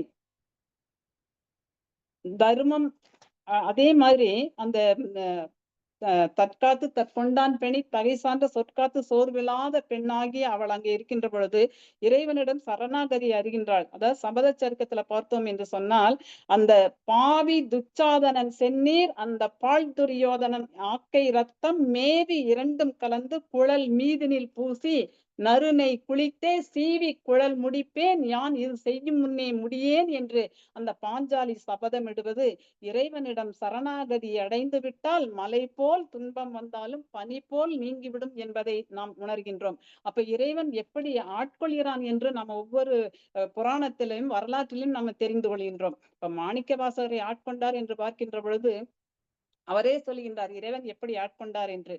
முக்தி நெறி அறியாத மூர்க்கரோடு முயல்வேனை பக்தி நெறி அறிவித்து பல வினைகள் பாரும் வண்ணம் சித்த சித்தமலம் மறுவித்து சிவமாக்கி எனையாண்ட அத்தனென கருளியவார் யார் பெறுவார் அச்சோவே என்று அச்சோபதயத்தில் அவர் பாடியது. எனக்கு இந்த பாஞ்சாலி கண்ணபிரானை ஹரி ஹரி ஹரி என்று கையெடுத்து அந்த துன்பம் வந்த போது தன்னை மறந்து அழைத்த போது அந்த இறைவன் வந்து அருள் கொடுத்தது எனக்கு உடனே இந்த பாடல் நினைவுக்கு வந்தது. ஆகவே நம்முடைய முன்னோர்கள் மெய்ஞானிகள் எல்லாம் விஞ்ஞானிகளாக இருந்தாலும் மெய்ஞானிகளாக இருந்தாலும் அவர்கள் நமக்கு உணர்த்தி சென்ற பாடம் என்ன என்று கேட்டால், உலகம் எப்படி இருந்தாலும் உன்னை அறிந்தால் நீ உலகத்தில் போராடலாம் என்பதுதான். அதனால்தான் வந்து திருமூலரும் அதைத்தானே சொல்லுகின்றார். தன்னை தான் அறிந்தால் தனக்கொரு கேடில்லை என்று சொல்லுகின்றார். இந்த இடத்துல அவர் நெட்டை நெடுமரங்கள் என பெட்டை புலம்பல் புலம்பிக் கொண்டிருந்த போது அங்கே அந்த மனைவியாக இருந்த திரௌபதி பாஞ்சாலி என்ன செய்தார்? இறைவனைத்தான் நினைத்தார். தன்னை உணர்ந்தாள். இறைவன் நம்மிடம் இருக்கின்றான், நம்மை இறைவன் காப்பாற்றுவான் என்ற ஒரு எண்ணம் இருந்தது. ஆகவே அந்த உலகியல் புறச்சூழல் எப்படி இருந்தாலும் அகச்சூழலிலே நாம் அகத்திலே இறைவனை கண்டார். அதுதான் வந்து உள்ளுக்குள்ளே இறைவனை பார்க்கின்றோம், உள்ளே பார்க்கின்றோம், வெளியே பார்க்கின்றோம், பழக்கை இடத்திலே பார்க்கின்றோம். சைவ சித்தாந்தத்திலே வருகின்ற மாதிரி நாம வந்து மும்மலம் என்று சொல்கின்றோம். ஒரு மலம் ஆணவம், கன்மம், மாயை என்று சொல்கின்றோம். ஆணவம் அந்த ஒரு மலம் மட்டும் இருப்பது. உள்ளுக்குள்ளே இறைவனே வந்து நம்மை ஆட்கொள்வார். இரண்டாவது முன்னாலே இருப்பதோடு பேசுவது. அது வந்து இறைவன் இப்பொழுது நீங்கள் சொல்வதை போல இப்ப படற்கை இடத்துல இருந்து இப்ப எங்கிருந்தோ ராஜேந்திர பாபு அண்ணா அவர்கள் வந்து இதை ஒன்று ஏற்பாடு செய்து வெள்ளி மேடை என்று ஒன்று கொடுத்து தமிழ் இலக்கண இலக்கியங்களை உலகத்து மக்கள் எல்லாம் எப்படி என்னாளோ என்று பாரதிதாசன் பாடுவார்கள், எல்லோரும் இன்புற்று இருப்பது எந்த நாள் என்று கேட்பார் இல்லையா? அவர் ஆசைப்பட்டதெல்லாம் இந்த உலகத்து மக்கள் எல்லாம் தமிழ் கற்று மேலே வரக்கூடிய என்னாலும் யார் இதை பகர்வார் இங்கே என்று அதை படிக்கின்ற பொழுது இங்கே இந்த களம் பகர்ந்து கொண்டிருக்கின்றது. எல்லோரும் வாருங்கள், தமிழ் அமுதை பருகுங்கள், நீங்கள் உண்மையை உணர்ந்து கொள்ளுங்கள். அப்பொழுது உணர்ந்து கொண்டோம் என்று சொன்னால் யாருக்கும் இந்த பேராசை வராது. ஆகவே இந்த உலகத்தினுடைய அறம், பொருள், இன்பம், வீடு அடைதல், நூற்பயனே என்ற அந்த நான்கையும் நாம் புரிந்து கொள்வோம் என்பதற்காகத்தான் இப்படிப்பட்ட ஒரு அற்புதமான ஒரு வெள்ளி மேடையை அண்ணா அவர்கள் நிறுவி இருக்கிறார்கள், ராஜேந்திர பாபு அண்ணா அவர்கள். ஆகவே அந்த மாதிரி நாம பார்க்கின்ற பொழுது ஒவ்வொரு வெள்ளிக்கிழமையும் மிக அற்புதமான தலைப்பை கொடுத்து அதிலே பேச வைத்து எல்லோரும் அதை புரிந்து கொள்கின்ற வகையிலே இதை வந்து தமிழை எப்படி நல்லவர்களுக்கு செய்த உதவி அறம் போல வளரும் வளரும் வளரும் என்பதை போல இவர் செய்யக்கூடிய சேவையானது எப்படி இந்த பாஞ்சாலியினுடைய துயிலை உருகின்ற பொழுது வளர்ந்து கொண்டே வந்ததோ அதே போல இந்த தமிழ் வளர்ந்து கொண்டே வரும். இருக்கக்கூடிய தமிழை எல்லோரும் வாழ்த்துகின்ற பொழுது அந்த தமிழ் என்று பிறந்தவள் என்று உணராத இயல்பினலாம் இந்த தாய் என்பதை போல உலகம் உள்ள வரைக்கும் இந்த தமிழ் இருந்து கொண்டிருக்கும். இப்படிப்பட்ட தமிழை வளர்க்கக்கூடிய சான்றோர் பெருமக்கள் இருக்கின்ற வரைக்கும் நிச்சயமாக உலகத்தில் அத்தனை பேர் இன்றைக்கு உலக நாடுகளில் எல்லோருமே தமிழை பாராட்டுகிறார்கள், பேசுகிறார்கள். ஏனென்றால் இந்த இணையம் வந்ததினால் இணையத்தாலும் இதயத்தாலும் இணைந்திருக்கக்கூடிய தப்புள் கொடி உறவுகள் ஏராளம் ஏராளம் என்பதை நாம் உணர்கின்றோம். ஆகவே இந்த பாஞ்சாலி சபதம் என்பது வெறும் ஒரு நாட்டு விடுதலைக்காக எழுதப்பட்டது அல்ல, பெண்ணினுடைய விடுதலைக்காக எழுதப்பட்டது அல்ல. ஒவ்வொருவரும் உணர்ந்து கொள்ள அவரவர்களுடைய வாழ்க்கையிலே இன்புற்று வாழ வேண்டும் என்பதற்காக எல்லோரும் இன்புற்று இருக்க நினைப்பதுவே அல்லாமல் வேறொன்றறியேன் பராபரமே என்று அவர்கள் சொன்னதை போல நம்முடைய முன்னோர்கள் சொன்ன வாக்கை இங்கே மெய்ப்பித்து காட்டிக் கொண்டிருப்பது. ஆகவே இந்த பாஞ்சாலி சபதம் என்பது ஒரு குறுங்காப்பியம், சிறுகாப்பியம் என்று சொன்னாலும் கூட அந்த காப்பியத்தின் வழியாக நாடக பாங்கிலே அமைத்திருக்கிறார். அதை படிக்கின்ற பொழுதுதான் தெரியும். தருமன் எப்படி பேசுகிறார், வீமன் எப்படி பேசுகிறார், அர்ஜுனன் என்ன சொன்னார், அதே மாதிரி தேர்ப்பாகன் என்ன சொன்னான், துரியோதனன் என்ன சொன்னான், துச்சாதனன் என்ன சொன்னான் என்பது இவர் வரிசையாக அந்த வரலாற்று காப்பியத்தை வரலாற்று காப்பியம் என்று புலப்படாதவாறு புதுமை காப்பியமாக அவர் படைத்து காட்டியதைத்தான் பாரதியார் தன்னுடைய முன்னுரையிலேயே சொல்லியிருக்கின்றார். அந்த உயர்வுகளையும் கொள்கைகளையும் புலப்படுத்துவது எதற்காக என்று சொன்னால் ஒரு கவிஞன் என்ன செய்கின்றான், உள்ளத்து உள்ளது கவிதை, இன்ப உரு எடுப்பது கவிதை, தெள்ள தெளிந்த தமிழில் உண்மை தெரிந்துரைப்பது கவிதை. அவருடைய பேச்சு மூச்சு அனைத்துமே நாட்டு விடுதலையாக இருந்தது. ஆகவே நாட்டு விடுதலைக்காக எழுதப்பட்ட இந்த நூல் இன்றைக்கு ஒரு குறுங்காப்பியமாக அந்த பழைய ராமாயண மகாபாரத்தை எல்லாம் தொட்டு காட்டுவதற்கான ஒரு களத்தை அங்கே கொண்டு வந்து கொடுத்திருக்கிறது. ஒவ்வொரு சொல்லுக்குள்ளும் ஒரு ஆழ்ந்த பொருள் உண்டு என்பதை அம்மையார் அவர்கள் பேசிய பேச்சிலிருந்து நாம் புரிந்து கொண்டோம். அதை படிக்கின்ற பொழுதும் நாம் அதை அறிந்து கொண்டுதான் படித்தோம். ஆகவே நாம் படிக்கின்ற பொழுதும் கற்றலில் கேட்டலே நன்று என்று சொல்லுகின்ற வகையிலே பார்க்கின்ற பொழுது இன்றைக்கு சரஸ்வதி அம்மையார் அவர்கள் மிக அற்புதமாக அழகாக இலக்கண இலக்கியங்களோடு ஒப்பிட்டு தொன்மை மரபிலிருந்து இன்றைக்கு வரைக்கும் இருக்கக்கூடிய நாகரிகம் பண்பாடு அத்தனையும் எடுத்துக்காட்டி ஒரு அற்புதமான உரையாக இருந்தது. ஆகவே பாஞ்சாலி சபதத்தை படிக்கக்கூடிய அத்தனை பேரும் இந்த நிகழ்ச்சியை மறக்க மாட்டார்கள். படிக்காதவர்கள் இனிமேலும் படிக்க வேண்டும் என்று நினைப்பார்கள். இறந்த கால தளத்தின் நின்று நிகழ்கால கண் கொண்டு எதிர்காலத்தை நிர்ணயிக்கக்கூடிய ஆற்றல் வாய்ந்த இந்த வெள்ளி மேடையினுடைய சிறப்பு அனைவருக்கும் புரியும். ஆகவே அத்தனை பேருக்கும் இதை கண்டும் கேட்டும் ரசித்துக் கொண்டிருக்கக்கூடிய அத்தனை தமிழ் நெஞ்சங்களுக்கும் என்னுடைய அன்பு கலந்த வணக்கத்தையும் வாழ்த்துக்களையும் உரித்தாக்கி இங்கே தொல்காப்பிய தென்றலாக உலா வரும் நம்முடைய அருமை தோழி தேன்மொழி அவர்கள் வந்திருக்கிறார்கள் என்று தீபன் அண்ணா அவர்கள் சொன்னார்கள். ஆகவே அவர்களுக்கும் என்னுடைய வாழ்த்துக்களையும் வணக்கங்களையும் உரித்தாக்கி பாரதி எப்படி புதுமை பெண்ணை படைத்தாரோ அப்படி இதை படித்த அத்தனை பேரும் புதுமை பெண்களாக இருந்து நிமிர்ந்த நன்னடை நேர்கொண்ட பார்வை நிலத்தில் யாக்கும் அஞ்சாத தன்மையும் திமிர்ந்த ஞான செருக்கும் பெற்று இந்த வையத்தில் ஒவ்வொருவரையும் உயர்த்த வேண்டும் என்பதற்காக எழுந்த இந்த மேடைக்கு நாம் நன்றி கூறி வணக்கம் செலுத்தி விடைபெறுகின்றேன். எனையின்ற தந்தைக்கும் தாய்க்கும் மக்கள் இனம் என்ற தமிழ்நாடு தனக்கும் என்னால் தினையளவு நலமேனும் கிடைக்கும் என்றால் செத்தொழியும் நாள் எனக்கு திருநாளாகும் என்று கூறி வாய்ப்பளித்த அத்தனை நல் உள்ளங்களுக்கும் மீண்டும் ஒரு முறை என்னுடைய கனிவான வணக்க மலர்களை காணிக்கையாக்கி விடைபெறுகின்றேன். நன்றி, வணக்கம்.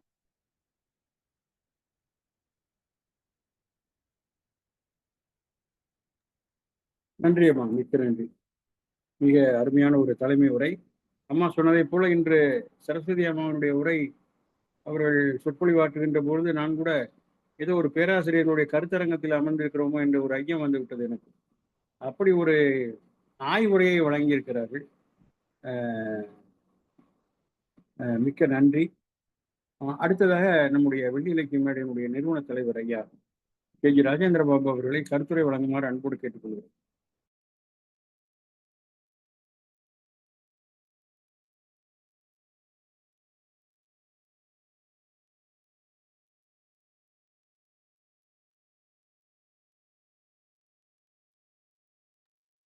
சார் அன்மியூட் பண்ணிக்கங்க. கேஜிஆர் சார் அன்மியூட் ஆகலையா? இருங்க வார்.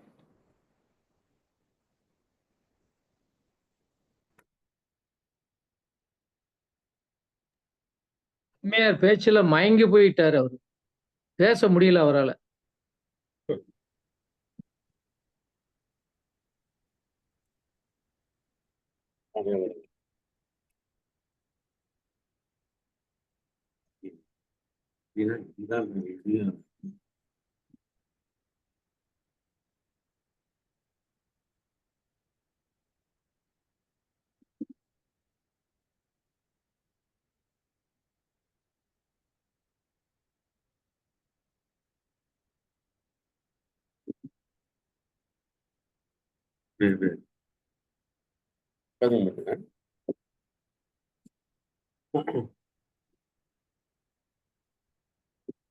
நண்பர்களே, வெள்ளி இலக்கிய மேடையின் 146வது நிகழ்ச்சி ஒரு எழுச்சிமிக்க நிகழ்ச்சியாக அமைந்திருந்தது என்பதை நீங்கள் அறிவீர்கள். அப்பா, இந்த 2 பேரும் என்ன போட்டிருக்காங்க. திரௌபதியை பற்றி பேசுகிற காரணத்தினாலோ என்னவோ தெரியவில்லை, 2 பேருமே இயல்பாக ஒரு ஆவேசத்தோடு பேசியிருக்காங்க. ஒரு அம்மையார் புவனேஸ்வரி அம்மையார், பார்வதியினுடைய பேர். இன்னொரு அம்மையார் சரஸ்வதி அம்மையார். 2 பேருமாக சேர்ந்து திரௌபதியை பேச ஆரம்பித்தால் சொல்லவா வேண்டும். அப்படி ஒரு அற்புதமான எழுச்சி மிக்க உரையை 2 பேரும் 2 கோணத்திலே கொடுத்திருக்கிறார்கள்.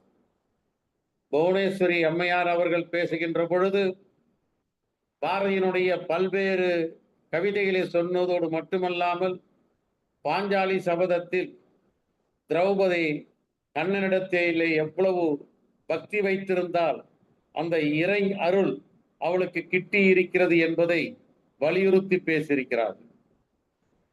சரஸ்வதி அம்மையார் அவர் பேசுகின்ற பொழுது தாய் வழி சமுதாயம் எப்படி தந்தை வழி சமுதாயமாக மாறுகின்ற பொழுது வருகின்ற பிரச்சனைகளை எல்லாம் இதில் இழைத்து பேசியிருக்கிறார்கள்.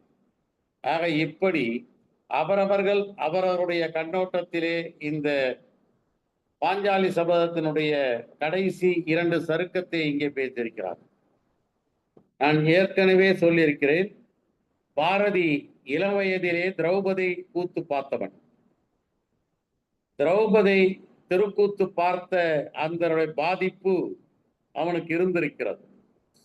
ஆகவே தான் பின்னாலே அவன் கவிஞனாக மாறிய பொழுது பாஞ்சாலி சபதத்தை எழுத வேண்டும் என்ற எண்ணம் அவனுக்கு ஏற்பட்டது.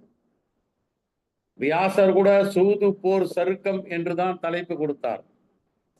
ஆனால் பாரதி தான் அதற்கு பாஞ்சாலி சபதம் என்று பாஞ்சாலியை முன்னிலைப்படுத்தி முதன்மைப்படுத்தி அந்த தலைப்பை அவன் கொடுத்திருக்கிறான்.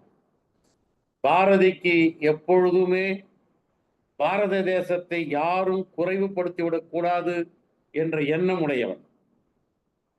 அது அடிமைப்பட்டு இருந்த நேரத்திலே கூட அதனுடைய பெருமிதங்களை பேசியவன் பாரதி. புதுச்சேரியிலே பாரதியும் வாவேஸ் ஐயரும் இருந்த பொழுது ஒரு பொம்மை செய்யக்கூடிய ஒருவன் வந்திருந்தான். அவன் பாரத தாயை பொம்மையாக செய்துவிட்டு இதற்கு நகைகளை போட வேண்டுமா என்று கேட்ட பொழுது வாவேஸ் ஐயர் சொன்னார், வேண்டாம் வேண்டாம், வெள்ளைக்காரன் எல்லாவற்றையும் சுரண்டி கொண்டு போய்விட்டான். ஆகவே நீ எந்த நகையும் போட வேண்டாம், அவளை அப்படியே விட்டுவிடு என்று சொன்ன பொழுது பாரதி கோபித்துக் கொண்டான். என்ன சொல்கின்றீர்கள்? அவன் எவ்வளவு சுரண்டி கொண்டு போனாலும் மேலும் மேலும் வளமிக்க நாடல்லவா பாரத நாடு. இங்கே இருக்கக்கூடிய மலைகள், இங்கே இருக்கக்கூடிய கங்கை காவிரி ஆறுகள், இதை விடவா மிகப்பெரிய வளங்கள் இருக்க முடியும்? ஆகவே பாரத தாய் வளமிக்கவள், அவளுக்கு நகைகளை போடடா என்று சொன்னவன் பாரதி. இப்படி பாரத தாய் ஒரு அங்குலம் கூட குறைவுபட்டு விடக்கூடாது என்பதை எண்ணக்கூடிய பாரதி இந்த பாஞ்சாலி சபதத்தை எழுதியிருக்கின்றான். முழுக்க முழுக்க இந்த பாஞ்சாலி சபதம் மண்ணுரிமை பெண்ணுரிமை என்று 2 உரிமைகளை பற்றி அடிப்படையாக வைத்து எழுதப்பட்ட குறுங்காப்பியம். அது வழி நூல்தான். கம்பன் எப்படி வால்மீகத்திலே இருந்து எடுத்துக்கொண்டானோ அதே போல் பாரதி ஒரு சருக்கத்தை வியாசரிடத்திலே இருந்து எடுத்துக்கொண்டிருக்கின்றான். அம்மையார் பேசுகின்ற பொழுது கூட ஒன்று சொன்னார்கள், அன்னை துயிலுரித்தாள் என்ற ஒரு வரியை சொன்னார்கள்.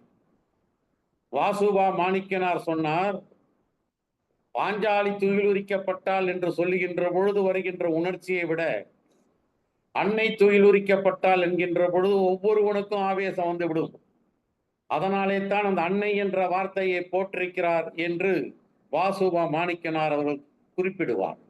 உண்மை, அன்னை என்று சொல்லுகின்ற பொழுது ஒவ்வொருவருக்கும் அந்த உணர்ச்சி வந்துவிடும். நேரு மறைந்த பொழுது கவியரசு கண்ணதாசன் ஒரு பாடல் எழுதினார். சீரிய நெற்றி எங்கே, சிவந்தனல் இதழ்கள் எங்கே, கூறிய பார்வை எங்கே என்றெல்லாம் எழுதிய கண்ணதாசன் ஒரு வரி எழுதியிருப்பார். அண்ணலை தீயிலிட்டார் என்று மட்டும் எழுதவில்லை, அன்னையை தீயிலிட்டார், பிள்ளையை தீயிலிட்டார், தீயவை நினையா நெஞ்சை தீயிலே எரிய விட்டார் என்று அங்கு அன்னை என்ற வார்த்தையை கொண்டு வந்து போட்டார். சீர்காழி கோவிந்தராஜன் அந்த பாடலை பாடுகின்ற பொழுது கடற்கரையிலே கூடியிருந்த அத்தனை மக்களும் அழுதார்கள். அத்தனை மக்களும். ஆக அந்த அன்னை என்ற வார்த்தை வருகின்ற பொழுது அது ஒவ்வொருத்தருடைய உணர்ச்சியையும் தூண்டிவிடக்கூடியது என்பதை உணர்ந்த பாரதி நம்முடைய புவனேஸ்வரி அம்மையார் குறிப்பிட்ட மாதிரி அன்னையை துகிலுரித்தாள் என்று எழுதியிருக்கின்றார். பாஞ்சாலியை பார்க்கின்ற பொழுது நமக்கு என்ன தெரிகிறது? அவமானத்தாலே அழுது கொண்டிருப்பவள், ஆத்திரத்தினாலே ஆவேசமாக பேசிக் கொண்டிருப்பவள், என்னென்ன கேள்வி எல்லாம் கேட்டிருக்கிறாள். அவள் சார்பாக பாரதி என்னென்ன சொல்லி இருக்கிறான். விலங்குகள் என்று திட்டி இருக்கிறான், நெட்டை மரங்கள் என்று சொல்லி இருக்கின்றான், எரிதழல் கொண்டு வா தம்பி, கதிரை வைத்து அண்ணன் கதிரை வைத்திழந்தான், அவன் கையை எரித்திடுவோம் என்று ஆவேசப்பட்டிருக்கின்றான். ஒரு இடத்திலே சொல்லுவான் பாரதி, ஆரம்பத்திலேயே சொல்லுவான், பாஞ்சாலியை அடகு வைத்து பணைய வைத்து சூதாடுகின்ற பொழுது சொல்லுவான், செருப்புக்கு தோல் வேண்டி செல்வ குழந்தையை கொல்லுவாரோ? கேட்டான் ஒரு கேள்வி. செருப்புக்கு தோல் வேண்டி செல்ல குழந்தையை கொல்லுவாரா யாராவது? இப்படி செய்கிறானே தருமன் என்று பாரதி அவ்வளவு ஆவேசப்பட்டிருப்பான். பாஞ்சாலி சபதத்திலேயே அந்த துயில் இருக்கின்ற சருக்கமும் சபதம் எடுக்கின்ற சருக்கமும் ஆவேசமான சருக்கங்கள். பாரதிக்கு எங்கிருந்துதான் அப்படிப்பட்ட வார்த்தைகள் வந்ததோ என்று நினைக்கிற அளவுக்கு அதை எழுதியிருப்பான். ஆடை குலைவுற்று நிற்கின்றாள் என்று சொன்னவன் மாடு நிகர்த்த துச்சாதனன், அவள் மைக்குழலை பற்றி இழுத்தான் என்று பாரதி எழுதியதை அந்த காலத்து மக்கள் எப்படி பாடினார்கள் தெரியுமா? மாடு நிகர்த்த வெள்ளையர்கள் பாரத தாய் மைக்குழலை பற்றி இழுத்தாரே என்று வீதியெல்லாம் பாடியதாக ஒரு செய்தி உண்டு. இப்படி அந்த சாதாரண மக்கள், அப்படி ஒன்றும் கல்வி அறிவில்லாத மக்கள், இதுதான் பாரதியினுடைய வெற்றி. அவன் எழுதிய அந்த வரிகள் தெருவெல்லாம் பேசப்பட்டது. மாடு நிகர்த்த துச்சாதனன் என்று பேசவில்லை, மாடு நிகர்த்த வெள்ளையன் என்று பேசினார். பாரதத்தாய் மைக்குழலை பற்றி இழுக்கிறான் என்று பேசினார்கள். இப்படி பாஞ்சாலி சபதம் என்பது படித்தவர்கள் மட்டும் அதை புரிந்து கொள்ளவில்லை. இது மண்ணுரிமையை பெண்ணுரிமையை பாடியது என்று படித்தவர்கள் மட்டும் புரிந்து கொள்ளவில்லை, சாதாரண மக்கள் கூட புரிந்து கொண்டிருக்கிறார்கள். புரிந்து கொண்டு வீதியெல்லாம் போராட்டம் நடக்கின்ற பொழுதெல்லாம் இந்த வரிகளை அவர்கள் பாடிக்கொண்டு போயிருக்கிறார்கள் என்ற செய்தியை சிலம்பு செல்வர் மாப்போசி அவர்கள் ஒரு புத்தகத்திலே பதிவு செய்திருப்பார். எப்படிப்பட்ட ஒரு காவியம்! இந்த காவியத்தை மிக அழகாக எடுத்து சொன்னார்கள். உன்னை வைத்து நீ இழந்தாயா? அவன் மதிக்கவே இல்லை தருமனன். பாஞ்சாலி சபதத்தை பார்த்தா தருமனை அவர் மதிக்காமையே விட்டுட்டான். உன்னை வைத்து இழந்த பின் என்னை வைத்து இழந்தாயா? உன்னை நீ இழந்த பிறகு என்னை வைத்து இழக்க உனக்கு ஏது உரிமை என்ற கேள்வியெல்லாம் அன்றைய பாஞ்சாலி கேட்டால், இன்றைய பாஞ்சாலியா இருந்தா அப்படி கேட்டிருக்க மாட்டான். நீ உன்னை வச்சு இழக்கலையோ, என்னை வச்சு இழக்கிறது உனக்கு என்ன உரிமை கேட்பாளா இல்லையா? எந்த பாஞ்சாலி அடுத்த கட்டத்துக்கு வந்திருப்பா. உனக்கு முன்னே வச்சு இழந்தியா, எனக்கு பொண்ணை வச்சு, அந்த பிரச்சனையே கிடையாது. என்னை வைத்து இழப்பதற்கு உனக்கு என்ன உரிமை? யாரையும் வைத்து இழப்பதற்கு உனக்கு உரிமை கிடையாது. அது குறிப்பாக மனைவியை வைத்து இழப்பதற்கெல்லாம் உனக்கு உரிமையே கிடையாது என்று இன்றைய பாஞ்சாலி கேட்பாள். இப்படியெல்லாம் கேட்பதற்கு அடித்தளம் போட்டு கொடுத்தவன் பாரதி. என்றால் ஒன்றிலிருந்து தான் ஒன்று வரும். அப்படி அன்றைக்கு அந்த கேட்ட கேள்வி இன்றைக்கு விரிவாகி கொண்டே வரும். ஏனென்று சொல்கிறேன் என்றால், பெண்ணுரிமைக்கு பல பேர் வித்திட்டு இருக்கிறார்கள், பெண் கல்விக்கு பல பேர் வித்திட்டு இருக்கிறார்கள். அவர்களையெல்லாம் நாம் மறக்க முடியாது. வெறும் பாரதியை மட்டும் சொல்லிவிட முடியாது. வேதநாயகம் பிள்ளைத்தான் முதலாக பெண் கல்வியை பேசியவர். வேதநாயகம் பிள்ளைத்தான் முதலாக பெண்களுக்காக பள்ளிக்கூடம் நடத்தியவர். அவர்தான் அந்த உரிமையெல்லாம் பேச வைத்திருக்கிறார். இப்படி படிப்படியாக இந்த பெண் உரிமை உணர்வு என்பது வந்திருக்கிறது. பாரதி மிக ஆவேசத்தோடு மண் உரிமை பெண் உரிமை இரண்டையும் கலந்து தன்னுடைய பண்ணிலே கொடுத்திருக்கின்றான். அந்த சிந்து கவிதையை நாம் படித்து பார்க்கிறோம். நிச்சயமா அவ்வளவு அற்புதமாக எழுதியிருப்பான். சொற்கள் அவனுக்கு 6 மாதிரி வந்து விழுந்திருக்கு. சாதாரணமா ஏதோ தேடி பிடிச்சி வார்த்தைகளை அவன் போட்டதே இல்லை. அப்படி அள்ளி கொட்டியிருப்பான் வார்த்தைகளை பாரதி. அது எங்க இருந்து அந்த 6 புறப்பட்டு கம்பனுக்கு சொல்லுவாங்க பாருங்க, பாரதி வார்த்தைகள் எப்படியே வந்து கொண்டே இருக்கின்றன என்று கம்பனுக்கு சொன்ன மாதிரி, பாரதி வார்த்தைகளை அப்படியே அருவி மாதிரி வந்து கொட்டி கொண்டே இருந்தது. அந்த வார்த்தைகளை எல்லாம் வைத்து மிக அழகாக அழகாக அல்ல, ஆவேசமாக அந்த பாஞ்சாலி சபதத்தை எழுதியிருக்கிறான் சரஸ்வதி அம்மையார் அவர்கள். அவர்களுக்கே உரிய ஆவேசத்தோடு மிக அழகாக ஆவேசமாக எடுத்து சொல்லியிருக்கிறார்கள். அம்மையார் புவனேஸ்வரி அவர்கள் குறிப்பிட்ட மாதிரி, ஒரு நாடகத்தை பார்க்கிற மாதிரி, ஒரு திரைப்படத்தை பார்க்கிற மாதிரி இங்கே ஒரு நல்ல ஒரு காட்சியை அவர்கள் கொடுத்திருக்கின்றார்கள். அங்கங்கே படித்ததை எல்லாம் திரட்டி கொண்டு வந்து இருவருமே மிக சிறப்பாக நமக்கு வழங்கியிருக்கிறார்கள். தெரியாத கருத்துக்களை எல்லாம் நாம் தெரிந்து கொண்டிருக்கின்றோம். ஆக நீங்க சிறப்பாக பேசிய இருவருக்கும் வெள்ளி இலக்கிய மேடையின் சார்பாக என்னுடைய நன்றியையும் மகிழ்ச்சியையும் தெரிவித்துக் கொள்கின்றேன். புவனேஸ்வரி அம்மையார் அவர்களை அறிமுகப்படுத்திய தேன்மொழி அவர்களுக்கும் நன்றியை நான் தெரிவித்துக் கொள்கின்றேன். தொல்காப்பியத்தை வாரந்தோறும் செவ்வாய்க்கிழமை தோறும் நடத்தி கொண்டிருக்கின்ற சந்திரா அம்மையார் அவர்கள் கூட இந்த நிகழ்ச்சிக்கு வந்திருக்கின்றார்கள். அவர்களுக்கும் நன்றியை தெரிவித்து, நீங்கள் புவனேஸ்வரி அம்மையார் வந்ததற்காக வந்திருக்கிறீர்கள். இனிமேல் அவர்கள் வந்தாலும் வராவிட்டாலும் அவர்களும் வருவார்கள். அவர் வந்தாலும் வராவிட்டாலும் என்று நான் சொல்லுவது கூட சரியல்ல. அவர்களும் வாரம் வாரம் வருவார்கள். நீங்களும் வாரம் வாரம் வாருங்கள் என்று வேண்டுகோள் விடுத்து என்னுடைய உரையை முடித்துக் கொள்கிறேன். வணக்கம். வா வா வா வா. Super super. நீ என்னாச்சு?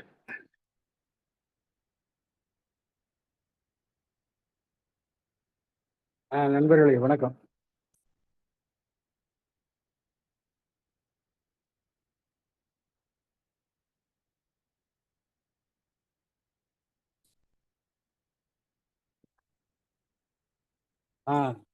மன்னிக்கணும், கேஜிஆர் சார் என்னோட வீட்டில் இருக்காரு. அவர் ஒரு ரூம்ல, நான் ஒரு ரூம்ல உட்காந்துருக்கிறோம். அதுல பேரன் வேற வந்து தகராறு பண்றோம். இங்கிட்ட அங்கிட்ட ஓடிக்கிட்டு இருக்கிறோம், வேற ஒன்றும் இல்லை. அதனால தான் நிறைய தடங்கல்கள், மன்னிக்க வேண்டும். நன்றி உரை சொல்லக்கூடிய நேரம். வெள்ளி இலக்கிய மேடையினுடைய நிறுவன தலைவர் ஐயா கேஜிஆர் அவர்களுக்கும், இன்றைய நிகழ்ச்சியிலே பல்வேறு நிகழ்ச்சிகள் அவர்களுக்கு இருந்தாலும் கூட நம்முடைய வேண்டுகோளை ஏற்று இங்கு வந்து தலைமை ஏற்று நிகழ்ச்சியை சிறப்பித்த அம்மா முனைவர் புவனேஸ்வரி அவர்களுக்கும், மிகச் சிறப்பான ஒரு உரையை நல்கிய